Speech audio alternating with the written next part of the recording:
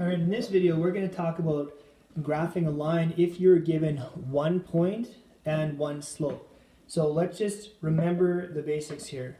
A point, that's your dot, and a slope is distance traveled. Let's say the point was something small like 2 and -5, and the slope was 4. Okay? So what do we do with this? We have to graph it, but we don't even have an equation. So our first step is find the equation. We have to find what the actual equation is of this line. Before we do that, we have to understand what the basic form of all equations looks like. And that is this: y equals mx plus b.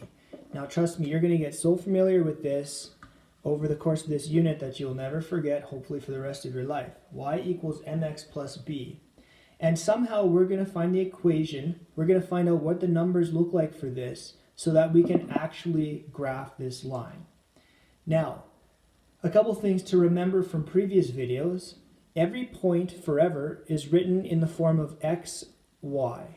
So there's a point, we're given a point, so technically we have been given an x, we've been given a y, and slope, for whatever reason, is called m. So we are given also a slope already. So from this equation, which the math guys have come up with, we have 3 of the 4 items. And anytime we are just missing one item, we can maneuver this thing together and find out this missing value. So that's what I'm going to do right now. So let's start with the original equation, y equals mx plus b.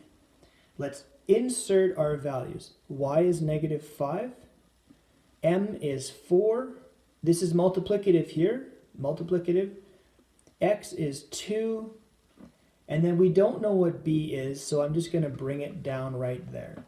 Now our goal is to get this by itself. We want to get it by itself. Notice it's a little b. It's not a uppercase B. We're going to get it by itself. That means we have to get rid of this stuff. So let's make life a little easier by just doing the math here real quick to get a nice smaller number, 8. Okay. So on this side, everything just trickles down wherever it is. Well, on everywhere. Down, down, down, trickle down. So now all I have is this. So this should remind us of our equations unit. We want to get this by itself. We got to get rid of this guy. There's no sign in front, so that means it's positive. So I'm going to subtract 8 from both sides. That's like a little thought cloud. I'm doing that to both sides. That's my do line. And what do I have at the end? I have -13 equals b. Perfect. Once we have b, we go to the next chunk of thinking. We start our equation again, y equals mx plus b. And instead of putting in the x and y, now we focus on the m and the b. So y will come down, x will come down, but instead of m, we're going to put the value of slope, 4. And we're going to put the value of b, which is -13. Now, technically, this plus sign just trickles down just like that. So you could do this, but if you're in my class, I'd say, hey, let's clean up the signage at the very end. Adding a negative is like saying, it's like saying minus. So really, we have y equals 4x minus 13. That's how you get the equation. And now that you have the equation, you can graph it in any way like the previous videos, using a table of values, or you could find the point that you're given and build a staircase using the slope.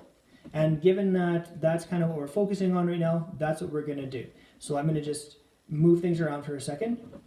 So the table of values is the long way. I encourage you not to get stuck using it if you don't have to, although it always works all the time. Instead, I want you to think, hey, that's the y-intercept. That's the y-intercept.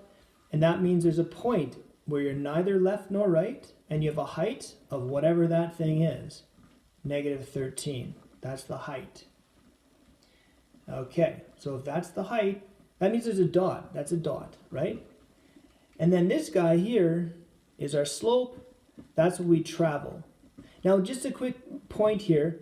It's only one number. Well, that doesn't tell us a rise over run. We need to have something underneath here. So that's where we remember, every number can be written over 1. So there it is, 4 over 1. Furthermore, just in case we need to remember that 4 over 1 is the same as negative 4 over negative 1. This is huge because depending on the shape of our, like where our graph is and depending on what we have, I guess, we will have to make a decision whether we want to go up and right or down and left. Okay? Up, positive, right, positive, negative means down, negative means left. So that's what we're dealing with here. Now, I don't know which one we're going to use yet, not until I kind of start making my graph. I'm going to start making my graph here and hopefully it works. So I know there's a dot at 0, negative 13. There's my dot. And all I need to do is build my stairs now. And I see that my rise, well, check this out. I didn't measure this at all. If you ever don't measure something, just give it a lightning bolt to say, hey, I estimated the distance, like I didn't precisely measure it. And as soon as you do that, you're saying, hey, look, I didn't properly measure it. I didn't precisely measure it. Nothing can go through where that lightning bolt is, okay?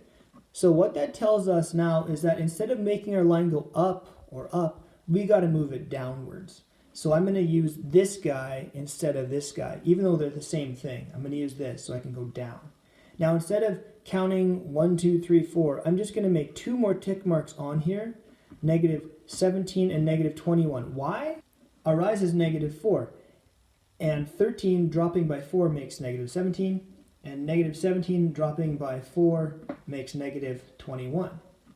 So that's what I'm going to do. And my run is negative 1, so that means I'm going to the left. So I can just go negative 1, negative 2, and I can make my other dots. So there's my first dot. I'm going to drop by 4, run by 1, drop by 4, run by 1. Fantastic. Then I'm going to connect everything with this line here. Put my Y and my X axis names on there. I'm going to check my last things that I need. Arrow tip, arrow tip, arrow tip, arrow tip, arrow tip, arrow tip. There should be 6 arrow tips. I have my axes labeled. I have my lightning bolt with the shaded out area. And all I'm missing is my equation name. And so I'll put that right here. Y equals 4x minus 13. And if you'd like, you can put an arrow right to the line that it points to. And this would be like a 5 out of 5 kind of graph, okay?